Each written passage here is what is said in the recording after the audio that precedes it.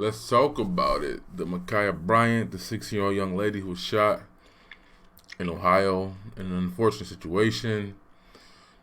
It almost seemed like it's theater, man. Like, as soon as the George Floyd situation happens, the ruling happens, and boom, is another one right there for the media. And let's kind of talk about how the left and the right, though, they grift off these situations and how it's profitable to do so. But yeah, let's talk about that. So yeah, just as soon as the George Floyd ruling comes in, boom, then you have this story happen. So we're on to the next one. A lot of people made some knee-jerk reaction comments on both sides.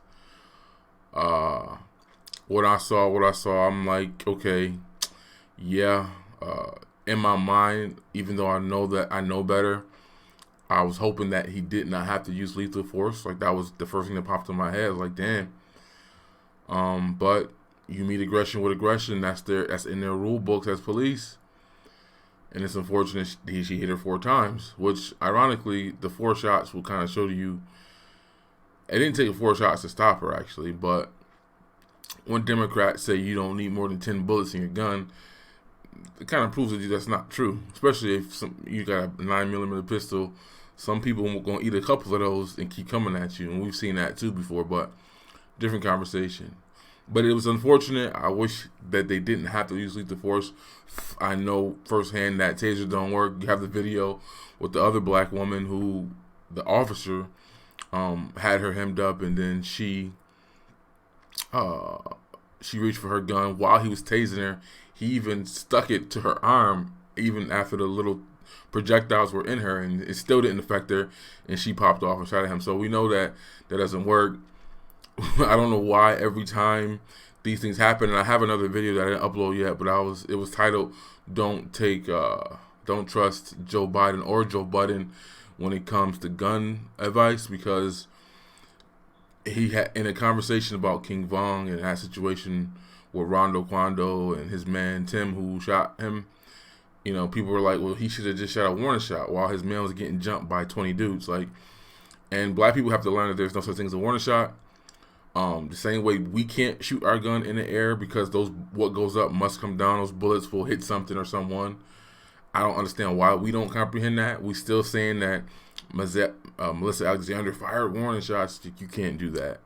In certain places, you can't even brandish your gun. You can't even pull it out unless you need to use it. The white woman who was pregnant, who was getting harassed by the 2 people, I didn't see anything wrong with what she did, but she got in trouble for brandishing. The other couple the Black Lives Matter people broke into their little community, they would have been fine had they not pointed the guns at the people. But the wife pointed at them, which was the problem, and was wrong. Their life wasn't in imminent danger. But no warning shots. The cops don't do that. We don't do that. And it's mind-boggling. Like, I've never seen a target at a gun range of some feet and shoulders and arms. Like, people really take in this TV thing, shooting guns out of hands and shooting people to wound them. Like, and we all know that from a liability standpoint, honestly, if somebody breaks in your house, you're better off killing them than wounding them so they can come back and sue you or whatever. But unfortunately, that works for the police as well. But my first thoughts is like bad timing. Like, she's the one who called the police, which it seems like those who are on Fox or on the right covering this don't comprehend that. They don't understand, like, yo, she was the one who called, because they kept saying the girl in the pink. And I'm like, maybe the girl in the pink was probably the agitator from what I saw. The girl in the pink was coming with other older girls to come jump this girl. And for whatever reason, it's like that whole situation when you're on a football field, when somebody does something dirty to you, you get caught when you retaliate. The person who hit you first don't ever get caught. And that's unfortunate when cops come to scenes. They don't know what happened. Everything's moving around. Everything's going crazy. And why she decided to get brave at the last minute when the cops came, that boggles my mind. That's when she should have been stayed up in the house and chilling and waiting. Let them handle everything and get people separated, and then come out and tell your story. But who knows what those girls could have did to her to make her want to do that, or what they said to her, or how she felt threatened. But watching the Fox News coverage or the right coverage of this situation, it's like, do y'all realize, like, they're not making that connection? Like, she called the cops on them. It would be cool if they said that and still defended the cop, but make that point like, yo, this is a really unfortunate situation. It's not like this young lady was known for violent or beating up girls or whatever. That doesn't seem to be the case. It just seems to be bad timing on her part, trying to get brave at the last second. But you had a lot of celebrities come out and speak, and people who spoke too soon. As you see, LeBron James is doing the whole little Homer Simpson thing, going back into the bushes. He had to delete his tweets. And I should do a separate video about him, though, because it's like, it's tough, because like when Hey My Rice got killed, he did the right thing. You know, I don't understand. We have to wait for more information, blah, blah, blah. But it happened in his city, so people felt like he needed to speak or whatever, but they killed him for it. Black folks got on his ass because, you know, that's back when they were trying to, he got $250 shoes, and why he doing that? Like, that's back then. I don't know, he became woke, I guess, and it was different. He started speaking out more, you know, participating, and then boom, the situation happened with the Chinese and the Uyghurs and the Muslims out there who China is beating them up and locking them up, and then he gonna hit them with the whole he shut up and dribble in that moment, right? He backtracked, and then now in this situation he's speaking again. I think the whole shut up and dribble, which people automatically equate to racism, to me it's like, I get it to a point, because sometimes he be saying stuff and don't know what he's talking about. No, a lot of times, really. And I think when you say, like, one thing that got me is when he said a lot of Ohio people who were uneducated voted for Trump, and I'm just like, nigga, you went to high school to the NBA, you didn't even, like, what are you talking about? Like, don't open that door, man. Like, don't go down the arena. Like, you not to want to speak. Yeah, you successful and all that, but come on, guy. Every book you've ever read on screen is always on the first page. Like, you don't even get past first page books. So I thought he opened himself up for the attacks, and that's what he did here. And now Fox is running with it, and I keep saying Fox, but the right, put it that way, because this has turned into a grift for the left and the right, you know. And instead of focusing on what happened with George Floyd and dealing with that, the right wants to move on. And instead of black people recognizing, yo, it was a clean shoot, and it's unfortunate, as messed up as it was, we gonna, you know, instead of admitting we're wrong, we're going to bring up other things that have nothing to do with it. Roland Martin had like 4 or 5 segments on the topic, and his first segment, you know, even the way he edited the video to make it all sad and somber, and just, it was misleading as hell, the way he covered it the first time. Then he actually, like, the next day had 4 black cops come on, and even though all 3 or 4 of the cops said, yo, it was a clean shoot, they had to add some other things to it or put some sauce on it. Like, they can't just admit, yo, in that split second, you walk up to a situation, all you heard was girl knife fighting and all that. You don't know that the girl who has a knife is the one who was the victim. It's unfortunate, but that happens. That's why I'm saying, like, damn, I wish it didn't have to come down to lethal force. But we all know the same. We've heard the stories about the bouncer who saved the day and he comes in, he gets shot, or the person who takes, if you're black and you take out the criminal in the mall. I think that happened somewhere in Africa or something like that. And the dude, they came in and they killed him, even though he was the hero, right? I think that happened too with the one congresswoman who got shot. One of the people who pulled their gun to protect, like, they had a crowd around him to let the police know, like, it wasn't him, it was somebody else or whatever. So that's a sticky situation too. Like, that's something you got to deal with. Like, am I gonna risk my life to save everybody else's lives that didn't get killed by the cops? Like, that's a real thing, and we should be able to address that. That should be the focal point, is when you come to a scene or situation, how do we let them know? Because the people are yelling and screaming that, but again, that's a lot going on, a lot to process, and it's like, damn, what do you do in that situation? But even Don Lennon and freaking Cuomo said what they said. I saw The View was mad at what he said, or Sonny, who's annoying as shit. And I got a video for Sonny in regards to what happened with Van Jones and Basically, the Puerto Ricans came after Van Jones. I'm gonna talk about that in a different video, but Sunny's annoying as fuck, y'all. She's just annoying as shit. Like, everything on that show is predictable, everybody's response and whatnot, but she's just super annoying the way she, like, her and Joyce is the worst at how they process information and how they basically lie. But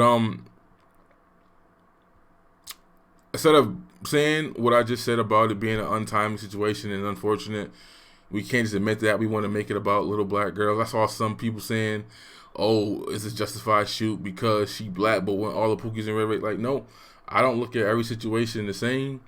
Eric Garner's situation shouldn't have happened. It was unfortunate. He said the man couldn't breathe. They still was on him. That's different than what happened with Flanders Skill, who was in the car, who did move and kept reaching, even though he was probably getting his ID. He was moving. That's an unfortunate situation. Versus the Kareem Gaines, who was locked up in the house behind Barry, had a shotgun, and was threatening the police. Like, I don't look at them all the same. I look at them differently. One thing I noticed too is, like, the right talks about rioting doesn't work or whatever, and I'm not pro for it or anything like that. I'm not. You have a right to protest, but the rioting and burning and looting and shit down is not smart, being that we saw what happened in Chicago, where those black people who live there let their white liberal friends come to their community, burn their shit down, and then grandma couldn't go get her diabetes medicines, and Keisha couldn't get no formula for the kids. So y'all tried to go to the Hispanic side of town, and they were like whooping your ass too, saying nope, can't come over here. But yeah, both sides are grifting off of it, and the solutions, I hope, is somewhere in the middle, and it doesn't seem like we're gonna get there. You see the ratings is dropping for all cable news right now. Like, CNN's dropped like 60%. Fox even dropped a little bit. Like, it's not good for their business model. So weaponizing race and all that stuff is just a thing. But as I was saying before, is how the right will say, like, these protests, these riots and stuff don't work. But if you look at what happened in St. Louis with Mike Brown, yeah, and this is one thing I wish black people stop doing, is we stop making up these things to make it more, people get emotional to the situation or be more attached to it or be more empathetic. Yes, the people who are on the right, who are covering it, aren't empathetic because they're making it seem like the girl was some type of a monster when she wasn't. In that situation, she might have got tough too late, or at the wrong time. But, like, the left will say, like, Mike Brown, hands up, don't shoot. That never happened. The FBI said that was fake news. But yet we're still saying that today, that actually happened. But what did come out of that situation is how the St. Louis, under Democrat leadership, was taxing and raping the poor black people. They were funding the city off its over-ticketing, over-policing a black community. And that's what the FBI found. Like, it was a lot of dirt and grime coming on. So had they not rioted and protested and did what they did, that information would have never get uncovered. Right? So this notion that you have to always be peaceful, that's not necessarily true, because you don't listen until people get rowdy. It's unfortunate getting rowdy and burning down your own shit is what you have to do to get people to pay attention, but y'all making their point be proven when it's something so little and you don't want to acknowledge it, but then it has to be extreme. It had to take for everybody to see 9 minutes of George Floyd getting, set on like that for it to be unbipartisan about, oh damn, he killed him, he going to jail. Everybody agreed with that for the most part. Now, some people don't agree with the whole all 3 charges or whatever, but it's like based on their specific law, if you get hit with one, you get hit with the other one. So it's not even debatable with that. Like, I didn't think they were going to prove intentionally murdering him, but they did. Because if you accidentally kill somebody or purposely or whatever, you guilty in that state. That's their rules. But yeah, everybody gotta do better. The left and the right are both, eating off of the situation. These things, they help drive news attention and coverage. Again, watching how Roland covered it is one way, then watching how The View covered it, then Fox talking about it. And I just wish they would be more honest and say, like, damn, the girl who called is the one who got killed, and it's unfortunate, bad timing. And one thing that bothered me too, and I even think I heard O'Shea say this, is, and I don't think anybody on the right should be making this argument, because we encourage people to give adoptions and not murder their babies. So people are like, well, where's the mom? Why she's in foster care? And I'm like, I'm not going to kill her for that, because, oh, wow. Not intended at all. But, or the parents, I'm not going to kill the parents for that, because like we say that people, if you don't feel like you can take care of this responsibility, don't kill the baby, just give it to an adoption or give it to somebody who wants the kid.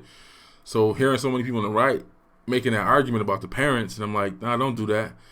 Because she's in foster care and she clearly does have a relationship with her mom still. So clearly that mother is going through some things and not in a position to take care of her kid. I would much rather have that kid in a home where she can be taken care of and provided for than being on the streets or being, with a mother who's neglecting her, right? So I don't get that argument at all coming from the right. They want to blame the parent, the actual biological parent. Don't applaud Kaepernick's white people from adopting him and taking care of him, the pro-black half-breed Malcolm X. Don't give his parents credit for adopting him and taking care of him when his parents didn't want him, but then shit on this one because she did the right thing too, because essentially both of them did what they were supposed to do. I just don't get that argument. And then just on the left, it's just the same stupid shoot people in the shoulder, shoot people in the leg, use a taser. Taser doesn't always work. It was too far of a distance. And then I started conceding to this point though. Yo, man, it's a clean shoot. Like, some people really, like, this is the first time I've seen black people going at it with each other. Like, the Flanagan was still a little bit light, like, damn, he was moving. But this is one where it's like, I'm watching black people, men and women, on different sides of the situation. And there's a lot of black people who are like, yo, even mothers and women with daughters and all that, like, nah. If it was my daughter, I would have wanted the cop to shoot too in that situation, not knowing the whole, despite knowing the evidence. Like, black people keep making the point to point out the facts, which are cool, but the cop didn't know none of those facts when he reached the scene. So we're taking it what we see in this situation. You pull up and this is what you see. You got to react to what you see in front of you. You don't know what happened. And it's like every comment I see in some of these blogs and these responses to the videos is making those points, but I'm like, but the cop don't know any of those things. Yes, you're right. This is what happened. She called the police. Blase blah. But yeah, that's my video. We gotta do better and stop politicizing these things and stop, like, yeah, I get LeBron James fudged up and the right gonna run with that for a minute. It's probably gonna be in the news still next week that he did that. And then, hopefully somebody on the right will point out like, yo, okay, damn, the girl was not, we don't have to demonize her. She wasn't a bad kid. We ain't got to bring her, the fact that she's in foster home up, because that's not relevant to the story. It's just bad timing, bad situation. The person who reacted is usually the person who gets caught. And I don't know why she didn't know not to do that in front of the police while they were there. Why she got all of a sudden brave at the last minute to come out and do that. But yeah, it was a clean shoot in my opinion. And hopefully we have some type of reform where we know how to assess these situations better.